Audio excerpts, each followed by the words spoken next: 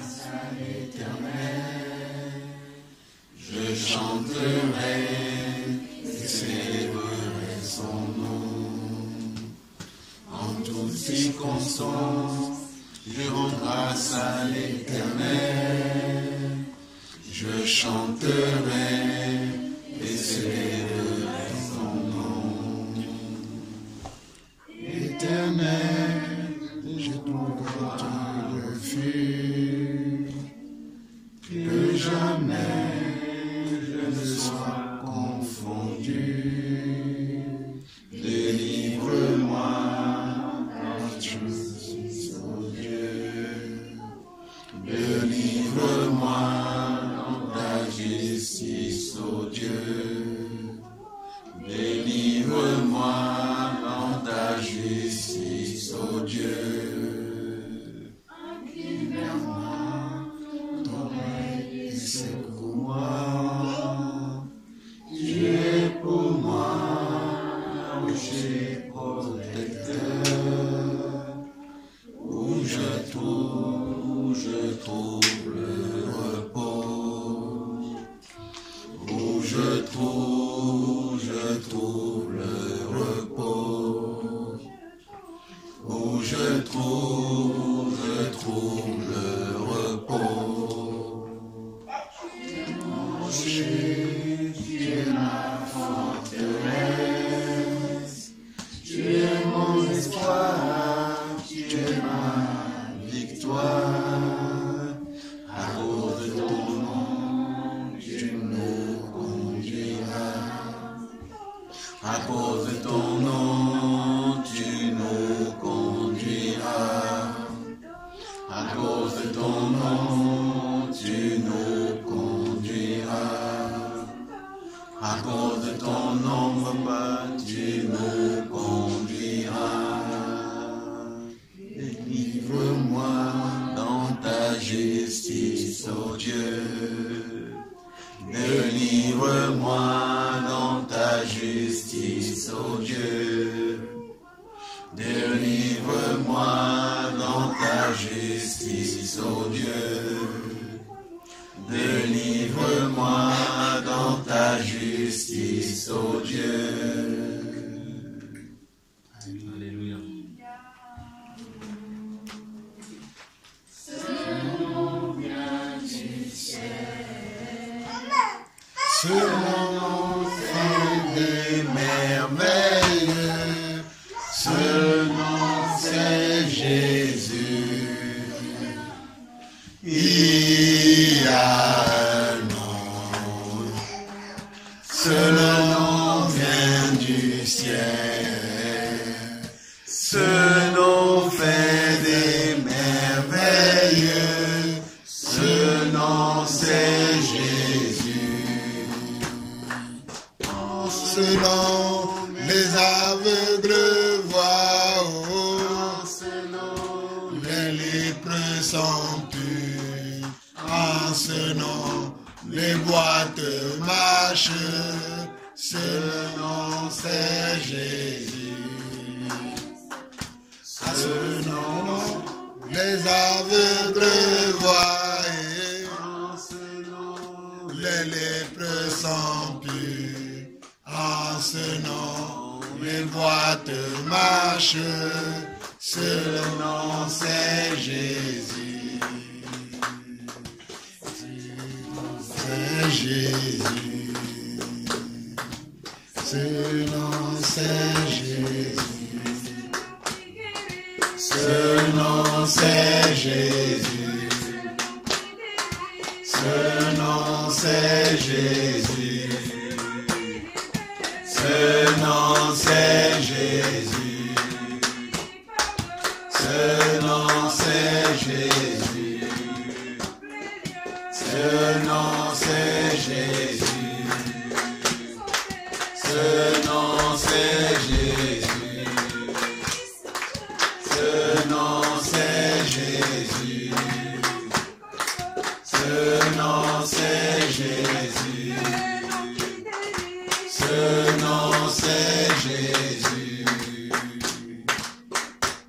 Alléluia. Amen. Amen. Patrick, tu as quelque chose à dire? Moi, je mais juste pour le frère. C'est par rapport à ce que tu disais hier. Oui, vas-y. Je n'ai pas pris le temps de parler.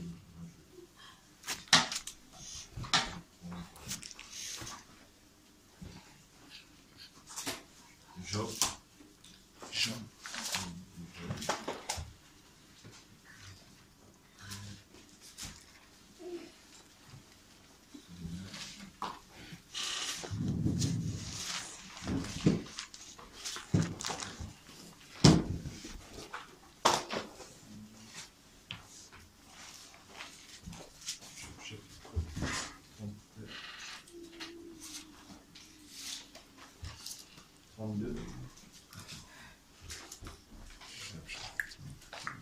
Verset 6. 32, verset 6. Job chapitre 32, verset 6. Non, même non, excusez-moi, on va prendre à partir même. Après ça. On va prendre à partir du verset 1. 36. Job chapitre 36. 32, 32. 32 à partir du, on va prendre à partir du verset 1. Donc il dit, ces trois hommes cessèrent. C'est quel livre? Job chapitre 32. C'est pour le faire, un message pour le faire un moment. Job 32, verset 6. Non, on va prendre à partir du verset 1. À partir du verset 1. Voilà, comme ça on va prendre la chose dans le contexte. Ok. Il dit, ces trois hommes cessèrent de répondre à Job parce qu'il se regardait lui-même comme juste. Alors s'enflamma la colère d'Élie, fils de Barakel de Bouz, du clan de Ram. Sa colère s'enflamma contre Job parce qu'il se disait juste devant Dieu. Sa colère s'enflamma contre ses trois amis parce qu'ils ne trouvaient rien à répondre et que néanmoins ils condamnaient Job. Verset 4, il dit, comme ils étaient plus âgés que lui, Élihu avait attendu pour parler à Job. Mais Élihu avait vu que ces trois hommes n'avaient plus de réponse à la bouche et sa colère s'était enflammée. Élihu, fils de Barakel de Bouz, prit la parole et dit, je suis jeune et vous êtes des vieillards. C'est pourquoi j'ai tremblé et j'ai craint de vous expliquer mon savoir. Comme aujourd'hui, notre frère, en fait, j'ai pris ce message pour notre frère, parce que c'est un message qui m'est venu ce matin.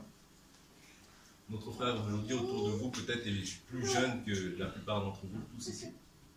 Mais voyons ce que nous dit en fait le Seigneur par la suite de ce message. Il dit, je me disais, l'âge avancé saura parler. Le grand nombre des années fera connaître la pensée. Mais en réalité, dans un homme, c'est l'esprit, le souffle du Tout-Puissant, qui lui donne l'intelligence. Beaucoup d'années ne donnent pas la sagesse. Et ce ne sont pas les vieillards qui comprennent le droit. Mon frère, aujourd'hui le Seigneur t'a permis que tu puisses encadrer l'église de Lyon. Ce n'est pas en vain. Si le Seigneur l'a fait, c'est qu'il savait déjà, qu'il avait déjà prévu que aujourd'hui tu allais encadrer des personnes peut-être plus âgées que toi. Mais la grâce, elle repose aujourd'hui sur toi. Eux aussi, ils ont tous la grâce, ils ont tous reçu l'Esprit de Dieu. Mais c'est toi que le Seigneur a établi berger ici en ce lieu.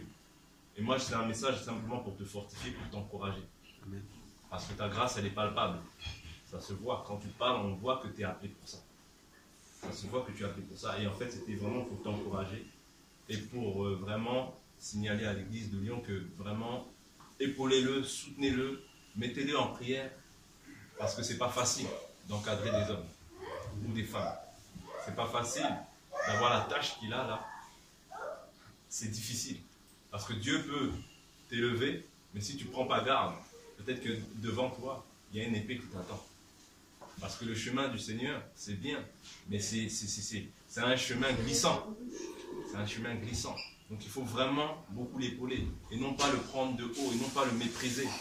Non pas le négliger, dire oui, oh, t'es petit, oh, t'as l'âge de mon fils. Parce que c'est souvent ça les gens avec lesquels ils viennent. Avec un langage qui n'est pas un langage d'enfant de Dieu. Non, si le Seigneur a permis vraiment que ce soit notre frère Stéphane qui encadre ici, c'est qu'il sait pourquoi il l'a établi ici. Donc vraiment, je voulais vraiment marteler sur ça parce que aujourd'hui on a vraiment ce côté où on veut toujours mépriser les jeunes. Or que si c'est lui que le Seigneur a établi, c'est lui. Aujourd'hui, c'est lui que le Seigneur a revêtu de l'autorité. Et l'autorité en fait que Christ lui a donnée, c'est une autorité naturelle. Il n'aura pas à forcer, mais dès lors il va ouvrir la bouche. En fait, c'est le Seigneur qui parle à lui. Et ça, je vous ramène, je ne veux pas lire le verset, le passage, mais c'est dans Nombre, chapitre 16. Quand Corée, Dathan, Abiram, ou bien même, ils parlaient contre Moïse, en fait, ils s'en sont pris à Dieu. Et après, on a vu ce qui s'est passé. Eux et toute leur famille, en fait, ont été envahis et ils sont morts. En fait, la terre s'est ouverte et toute leur famille sont morts. Ils sont morts comme ça, en fait. C'est pas pour faire peur ou pour dire quoi, mais quand on s'en prend à quelqu'un que Dieu a établi, en fait, on s'en prend à Dieu. C'est juste des petites choses que je voulais clarifier avec l'église de Lyon pour que vous sachiez vraiment que c'est pas dans la terreur qui va vous conduire, mais c'est dans l'amour. Et quand il dit quelque chose, en fait, il faudrait que vous vous soumettiez naturellement, selon la volonté de Dieu, bien sûr. Parce que si Dieu l'a établi sur vous, ce n'est pas en vain. Ce n'est pas pour qu'il soit sur vous comme un dictateur, mais qu'il soit là par amour. En fait, il faut comprendre que quand même il dit quelque chose, mais qui est la volonté de Dieu, et que même vous, si ça ne va pas dans votre sens, vous devez vous soumettre parce que c'est la parole de Dieu. Vous devez vous soumettre automatiquement parce que c'est la parole de Dieu. Donc voilà ce que je voulais ajouter ou partager.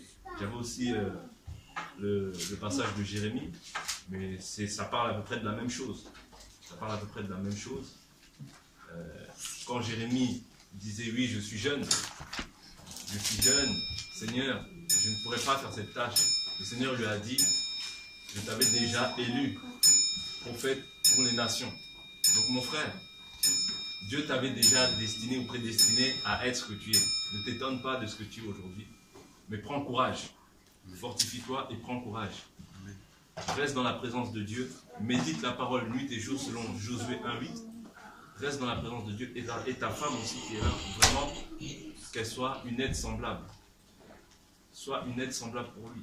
Prie beaucoup pour lui, parce que les attaques vont venir. Parce que là où sont réunis les enfants de Dieu, Satan n'est pas content. Satan n'est pas content, donc il va user de stratégies pour pouvoir en fait le détruire. Ne sois pas personne à écouter les gens, non. Et vraiment une communion avec le Seigneur dans un premier temps et vraiment échanger vraiment beaucoup l'un à l'autre. Parce que si Satan ne passe pas par lui, il va essayer de passer par toi. S'il ne passe pas par vous, il va peut-être passer par les enfants. Il va toujours chercher un moyen pour vous déstabiliser. Donc vraiment, je suis content, mon frère, pour toi. Je t'encourage. Que le Seigneur vraiment vous bénisse. Parce que vraiment, comme le frère Jean-Paul l'a dit, on sent l'amour. On sent l'amour dans cette église. On sent l'organisation, en fait. Voilà, c'est structuré et c'est beau à voir. Parce que c'est pas partout où on voit l'amour comme ça, où l'amour se ressent, en fait. Où c'est palpable comme ça qu'on ressent l'amour. Et ça se ressent chez vous. Et vraiment, fortifie-toi. Si le Seigneur t'a établi, si le Seigneur t'a donné la responsabilité, c'est qu'il sait aussi que tu as la capacité de pouvoir arriver jusqu'au bout de ta mission. Mais maintenant, tiens ferme. Parce que ce n'est pas parce que le Seigneur t'a établi qu'il ne peut pas te retirer aussi ça. Si le Seigneur t'a établi, c'est que toi aussi, c'est pour que toi aussi tu sois toujours à l'écoute du Seigneur. Pour que toi aussi tu gardes les commandements du Seigneur. Parce que n'oublions pas que Jésus il a dit, dans Jean 14, verset 15, il a dit, si vous m'aimez, gardez mes commandements. Si nous aimons le Seigneur, nous devons nous efforcer à garder ses commandements. Et toi, tu dois être un modèle en parole, en foi, en acte, pour toutes ces personnes ici. Et comme le frère disait tout à l'heure, dans sa courte exhortation, il a dit, nous sommes l'église, nous devons aussi avoir un comportement, nous tous, là je parle à nous tous, pas simplement frère, je parle à nous tous qui sommes là, nous devons avoir un comportement qui touche les païens. Regardons, rentrons en nous-mêmes, examinons-nous pour voir s'il n'y a pas des choses, si nous n'avons pas offensé quelqu'un, si nous n'avons pas eu un mauvais comportement auprès de quelqu'un, parce que toutes ces choses-là, en fait, vont être un mauvais témoignage pour Christ. Hier, je vous parlais, par exemple, de moi, j'ai un ami avec qui je suis, qui est musulman. Il a beaucoup d'amis, mais moi, il me demande particulièrement, il me dit, non, toi, il n'y a que toi que je peux voir travailler à la caisse parce que les autres, ce n'est pas la peine. Pourquoi? Parce que c'est un témoignage, je ne me glorifie pas, mais c'est un témoignage, en fait, qu'il voit en moi. Il voit en moi un témoignage. Pourtant, je suis chrétien. Tu vois? Pourtant, lui, il est musulman. Et pourtant, il a ses amis qui sont musulmans. Mais il voit leur vie et il voit ma vie. Donc, il voit qu'il y a une différence. Donc si aujourd'hui, par exemple, je fais quelque chose ou un acte qui n'est pas conforme devant lui, eh bien en fait, je suis en train d'exposer le Seigneur. Donc c'est vraiment juste pour nous dire que vérifions dans nos vies si nous sommes en règle avec le Seigneur. Examinons-nous, en fait, avant d'avancer davantage. Non, prenons un temps d'arrêt, examinons-nous, rentrons en nous-mêmes, regardons s'il n'y a pas quelque chose dans nos vies qui cloche afin d'avancer correctement selon la volonté de Dieu. Donc voilà ce que je voulais partager un peu avec vous. Et mon frère soit vraiment béni et encouragé, vraiment que le Seigneur vous bénisse. Et on passera. Amen. On passera encore, c'est pas la dernière fois. Moi, peut-être même que si j'ai l'occasion, je passerai même avec ma famille, comme ça, puis vous apprenez aussi à faire connaissance avec ma femme, ta femme, nos enfants et tout. Donc, vraiment, je suis beaucoup béni. Je suis beaucoup béni d'être venu ici et que le Seigneur vraiment vous conduise et qu'il vraiment rester dans cette fraternité-là, dans cette unité-là, c'est très important. Parce que c'est aussi important que vous restez dans l'unité de la foi. Parce que le Seigneur nous dit dans sa parole que si 2 personnes s'accordent pour nous demander quelque chose, cela vous sera accordé. Mais pour ça, il faut qu'il y ait l'unité. Si 2 ou 3 personnes s'accordent vraiment et qu'on demande quelque chose au Seigneur avec un même esprit, avec une même pensée, pas que l'autre il dise « Oh, vas-y, lui, il se prend pour qui? Oh, l'autre, il se dit « Oh, parce que quoi? Parce qu'il croit que c'est lui que le Seigneur a établi sur nous. » Non, n'ayons pas des pensées orgueilleuses. Le problème, des fois aussi, c'est l'orgueil qui nous tue. Si le Seigneur a établi lui, il a établi lui. Pourquoi on ne va pas chercher à se dire « Oh, pourquoi c'est pas mon mari? Oh, pourquoi ?» Non, si le Seigneur a choisi lui, il a choisi lui. Maintenant, soumettons-nous à la volonté du Seigneur. Parce qu'en nous soumettons à la volonté du Seigneur, quand on se soumet à la personne, on se soumet en fait au Seigneur. Moi, je n'ai pas de mal à dire que je me soumets à mon frère Jean-Paul, parce que le Seigneur l'a établi sur moi. Il l'a établi sur moi pour que je sois une brebis qui puisse encadrer afin d'arriver à maturité. Et le jour où moi je serai arrivé à maturité, ça se verra. Donc quand ça se verra, après, je serai peut-être appelé à faire autre chose. Lui sera peut-être appelé à faire autre chose. Mais on sera toujours en contact parce qu'on sert le même Père. Donc n'ayons pas de pensées charnelles les uns les autres. N'ayons pas des pensées mauvaises en fait. Mais plutôt fléchissons les genoux. Et si nous avons quelque chose contre quelqu'un, vraiment, comment je vois l'unité de la foi? Confessons-nous les péchés les uns les autres. Ma soeur, tu m'as fait ça la dernière fois, ça ne m'a pas plu. Voilà. Et puis ça passe. C'est comme ça un enfant de Dieu. Un enfant de Dieu ne garde pas de rancune. Tu dors avec la rancune, tu vois la personne, tu as quelque chose contre elle, mais tu chantes Amen, Amen, Amen. Non, non, c'est pas comme ça. Un enfant de Dieu, nous confessons, frère, la dernière fois tu m'as blessé. Ce que tu m'as fait, ça ne m'a pas plu. C'est comme ça. Et puis on avance. C'est comme ça qu'on doit se comporter, je pense, en tant qu'enfant de Dieu. En tout cas, vraiment, soyez abondamment bénis et merci vraiment de votre hospitalité. Vraiment, ça me va droit au cœur. Donc, soyez bénis. Merci. Parole du Seigneur.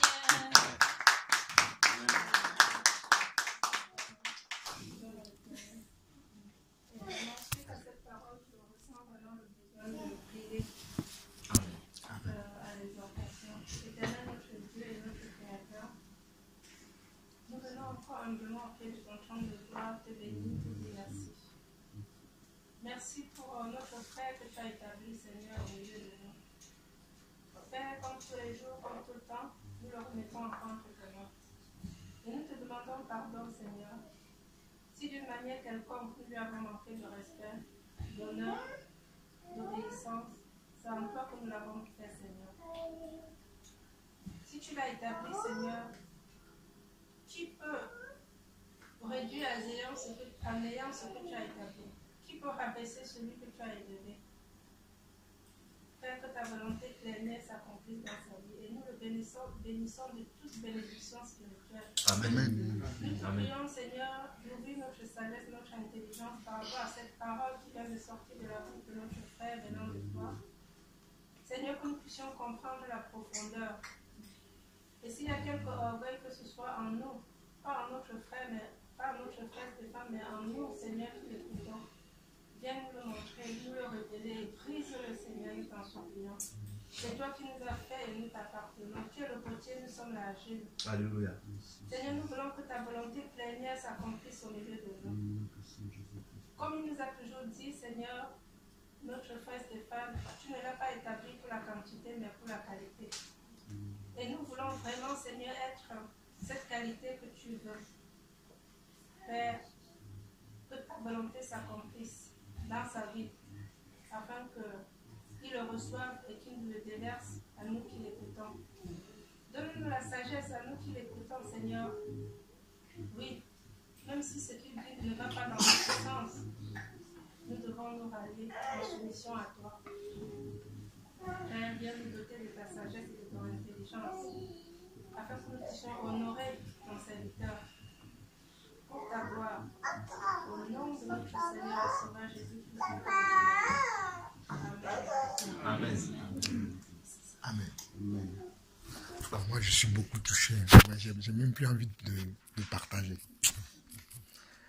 C'est dur.